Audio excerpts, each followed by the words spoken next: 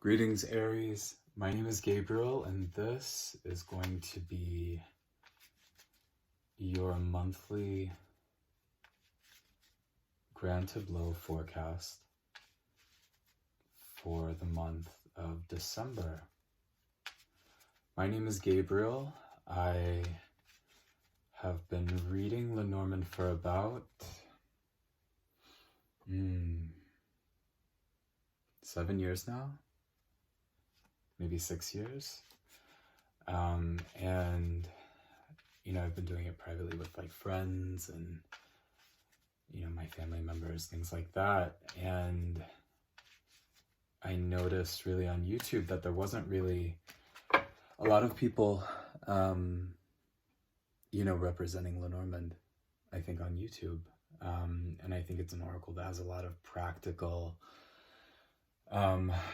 no nonsense type information, and it's always really kind of fun to approach for kind of like a month ahead like forecast reading like this.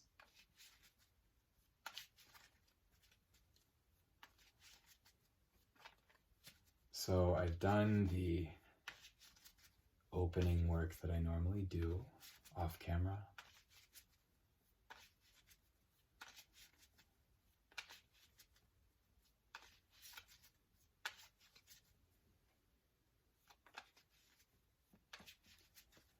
And we will begin.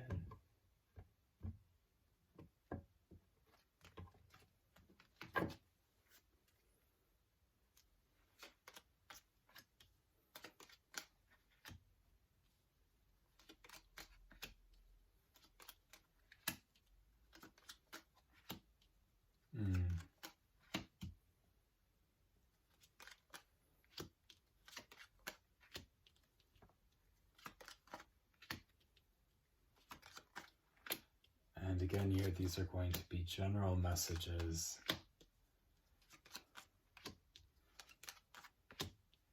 for the month of December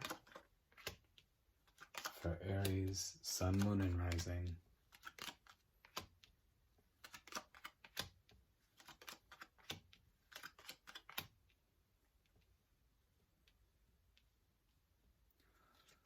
See if I can fit this in the frame.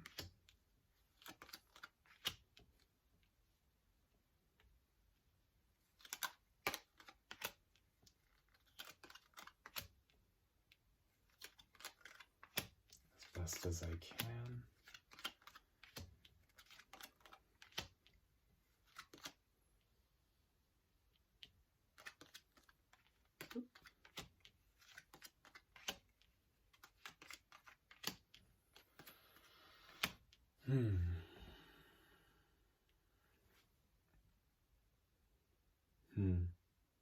So the first thing that comes to mind is that this is going to be a month where it's going to be very important for you to control your inner landscape. The first two cards that we have here in the reading kind of signify the energy that's becoming manifest in your life, the things that are coming towards you, right? The first house here is the house of the writer, and in that we have the rats. And then the second house here is the clouds. And, when we kind of combine these two together, it gives me this idea of like, with the clouds are nebulous, right? It's shifting, it's inconstancy. It also kind of brings to mind maybe feelings of depression, perhaps seasonal depression. And then we have the rats here, and the rats are your anxieties, right? It's a lot of mental activity. It's a lot of rumination, particular. It's almost like anxiety that's kind of crippling sometimes in nature. If you're somebody who lives with anxiety, and at this point I think we all do, right? Everybody does. I think this is going to be a month where it's going to be particularly important for you to self-care your way through, right? I don't think it's going to be a type of month where you're able to just kind of charge through. Some people are like that. It's a really quick way to burn out. And I think the opening cards here that we have in the tableau We have rats, which, like I said, is the anxiety, the shifting, the nebulous energy that the clouds bring us. And then the house is things that are internal. It could, of course, represent, a house, of course, in a literal way. But it's also things that are inside of yourself. And the fourth card here we have is the birds. And birds are like, almost like nervous chatter, right? It's that mental dialogue that we have going on all of the time. And I think this first whole line, we have the heart, which represents really the entire range of emotions. It can be positive emotions, yes, but when we look at the cards that are around it, Scythe is kind of a cutting, very, very sharp energy. Scythe is criticism, Scythe is making, crazy emotion-based decisions to cut people and things out of your lives, surrounded by the birds, which is a lot of mental activity, a lot of, that soundtrack that plays in your mind. I think it's going to be really, really important this month for you to self-care your way through these things, to confront these things with enough wisdom tempered with compassion such that they don't cripple you. Because this, to be honest with you, is a more challenging energy. Sometimes when you put the cards down, anybody who reads cards is aware that, sometimes the message can almost be convoluted, or it seems like there are multiple storylines that are coming through. And that very well may be the case here because we obviously have many other cards, but I really think that the theme of self-care,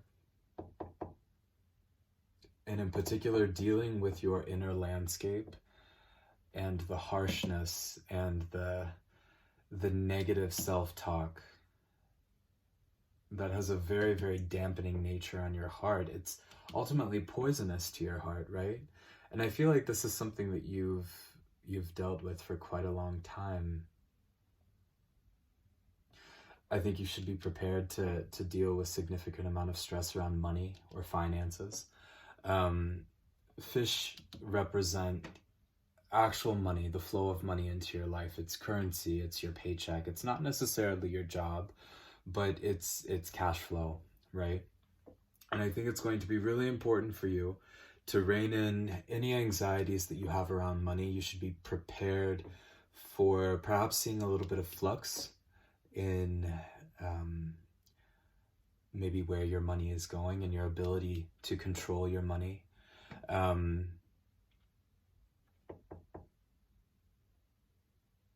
think it's going to be very important that you become very strict with where your money is going and where you're putting your time and attention with your money. Ultimately what we spend our money on, those are really the things that take up most of our attention, aren't they? And I think you should kind of be prepared for where your money goes and what you're forced to do with your money. I think that's going to be kind of a challenging storyline. Perhaps there are going to be unexpected expenses that come up, or difficult surprises, unexpected bills, perhaps a delay in your payment schedule if you're doing something like contract work or something like that.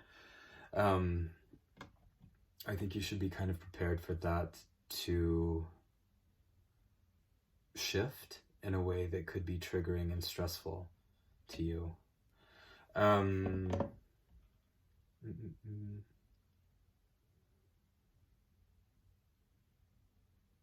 think ultimately, though, when we look down here, we have Rider, Sun, Mountain, and Stork.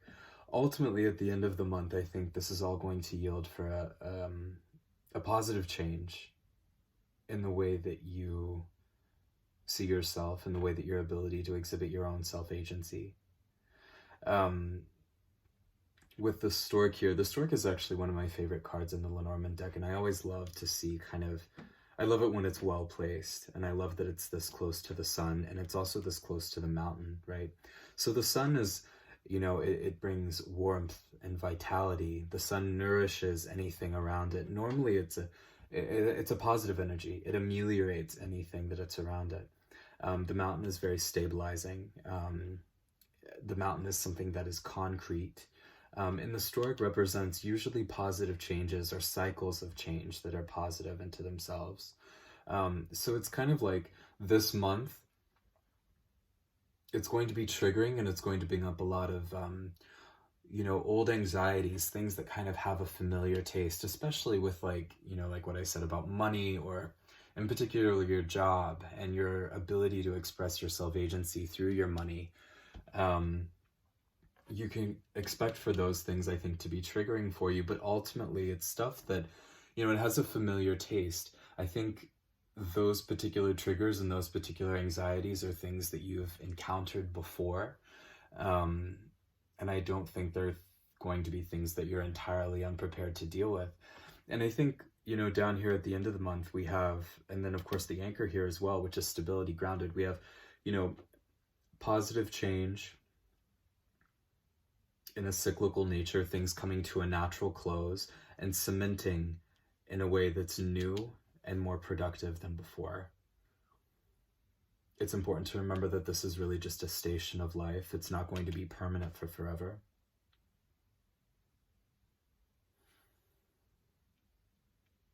And perhaps it's a karmic cycle unto itself. Here we have trees. So the tree represents a system. It can represent something that is rooted and growing into something else, right? In that, I think it can represent karma. And it's also close to the ship. The ship is sometimes defined as the wish card, in the sense that it's searching something out, right? It's desirous of change, right? When you think about a ship on the ocean, when you board a ship and cast off onto the ocean, you don't really know where you're going, right? You're setting off from everything that is familiar. And then we have the stars, which kind of underlines that spiritual element. And below these we have, clover, moon, cross, also kind of reiterating that spiritual element. The cross represents a station of life that's difficult. It's almost similar to kind of that hanged man energy. You can't really get out of the energy of this month. It's something that was rooted long ago. It's also something that, is a karmic cycle that you're going to have to deal with at one point or the other. It's a cycle of habituation that you're going to have to deal with. Ultimately, it will be short-lived, but it is something that you're going to have to confront in order to lay to rest.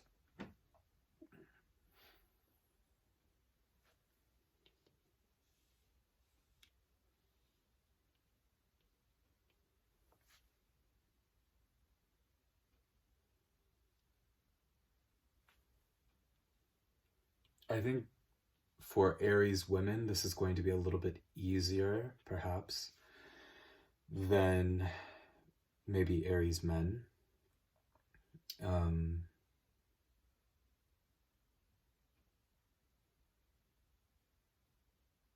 From the cards we have and the way that they're kind of set up here, I think Aries women are in maybe a little bit more of a critical period where they're able to see this cycle, this karmic cycle, a little bit more clearly and a little bit more for what it is, and are perhaps in a little bit better of a space to make a clean break.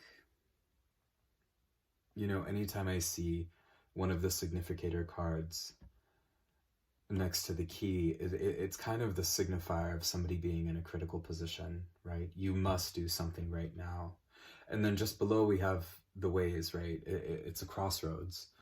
And I always love the crossroads. It's kind of not being like a four-way crossroad, but rather as kind of like a crossroad that branches off into a Y, where you have to choose left or right, but you cannot continue going straight because that's not an option.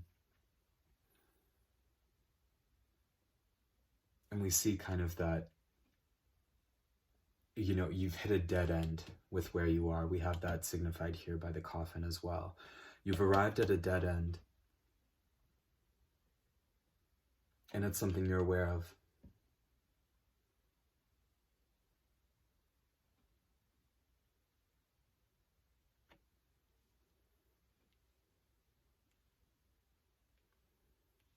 This is a cycle that you've definitely repeated before, right? So we have ring and the whip.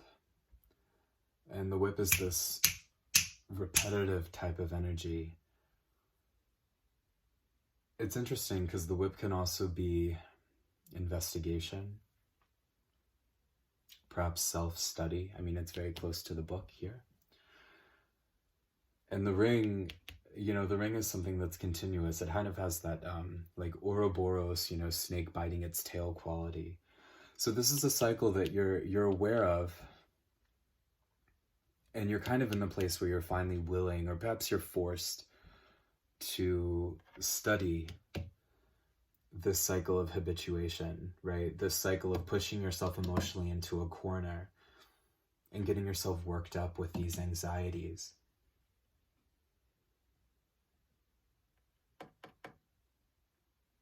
And perhaps of money, I mean, you know, another significator of this card, you know, the first thing that comes up is money, cash flow. But really, fish can, you know, any type of flux, any type of rapid change.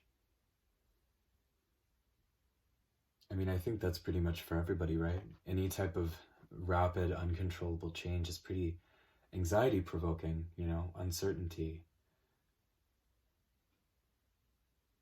I think anytime we feel those feelings, it definitely brings to the surface what your unmet needs are. And I think you're in a place to finally look at what those are.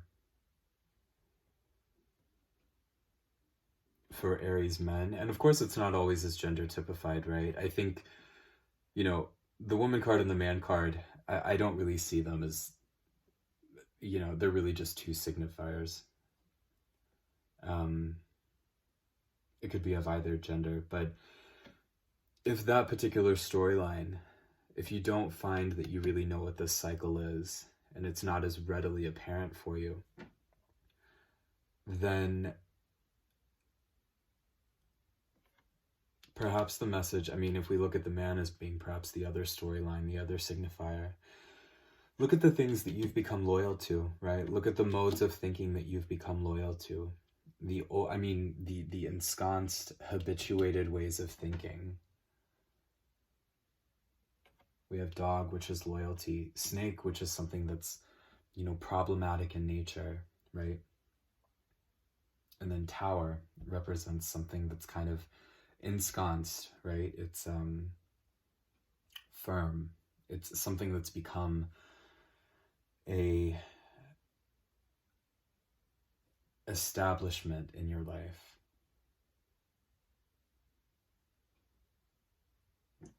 Look at what you are loyal to. The ways of thinking that you have become loyal to with yourself. The patterns of thinking that you have become loyal to with yourself.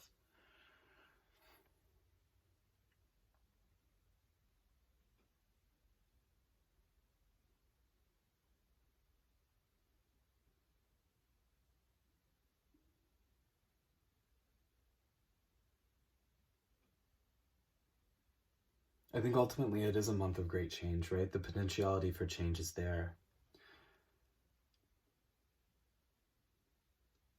Especially if you're able to confront this behavior head on and meet it with a sense of almost wisdom tempered with compassion. And I kind of see that here, with the moon being wisdom, the sun being compassion.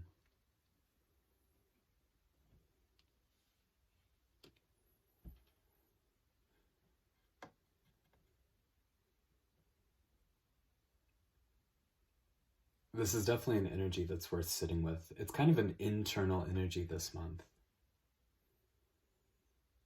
Hmm.